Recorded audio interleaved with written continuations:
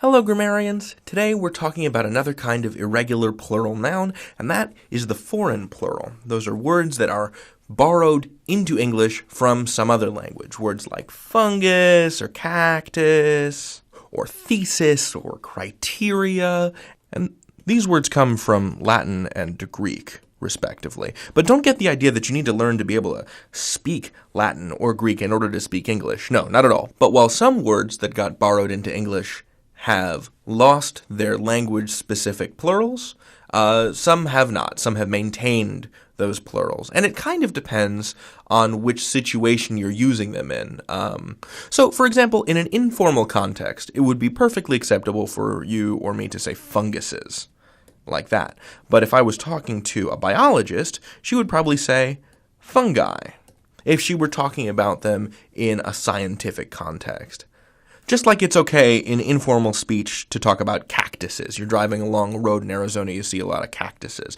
But again, if you studied cactuses for a living, you would probably call them cacti. It's more precise, it's more formal. If you like, it's more polite. Now, my feeling is that as fungus and cactus get more and more entrenched into English, eventually these formal endings are going to fall away.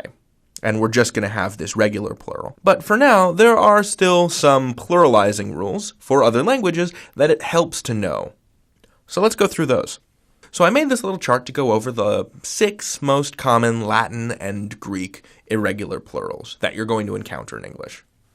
So the first one is final A to final AE. So you take a word like larva in the singular, which is like a little baby bug, like an ant larva or a caterpillar larva. And the traditional irregular plural, the Latin plural of that, is larvae, AE. But the regular plural that will probably get more popular over time is larvas. But this is the first one, A to AE, larva to larvae. Just like antenna becomes antennae. Secondly, the ending changed from final US to final I, which we find in a word like fungus is the singular, and then the irregular plural of that is fungi. And as I said before, there are some people who use funguses, but again, that regular plural is more informal. This next one is also Latin, and it's the change from final UM to final A. So we take a word like datum, which is a single unit of data.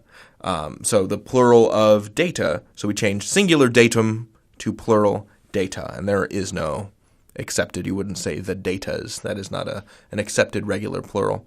I think what's going to happen instead is that datum is going to fall away. But again, it hasn't really happened yet, not in a formal context anyway.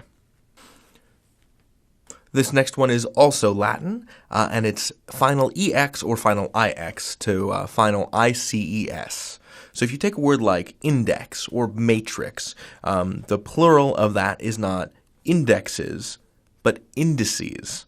Indexes is, again, the informal regular plural. But indices is the more formal irregular plural. Likewise, matrices. This one is Greek, and it's the change from final IS to final ES, as in the word thesis in the singular, becoming theses in the irregular plural. The regular plural of this I do not care for, because it is theses, and I think that sounds silly. But thinking something is silly is no reason to stand athwart the tide of linguistic change. Grumble, grumble. This last one is also Greek, and it's the change from singular on to plural a. So we take this word like criterion or phenomenon, and in the plural it is criteria or phenomena. Do. And as with datum, there isn't really a regular plural form for criteria. Nobody says criterions, because the word criteria is so much better known. Anyway, so these are 6 little ending rules, but like I said, you don't need to learn Latin or Greek in order to make sense of English. But having these 6 rules in your tool belt, if you use them judiciously, will probably come in handy. But for real, if you see a word and you don't know its derivation, just trust your instincts and give it a regular plural. Just tack on an S. You know, the world's not going to end. No harm will come to you. And if you're curious, you can look it up later. You can learn anything. David out.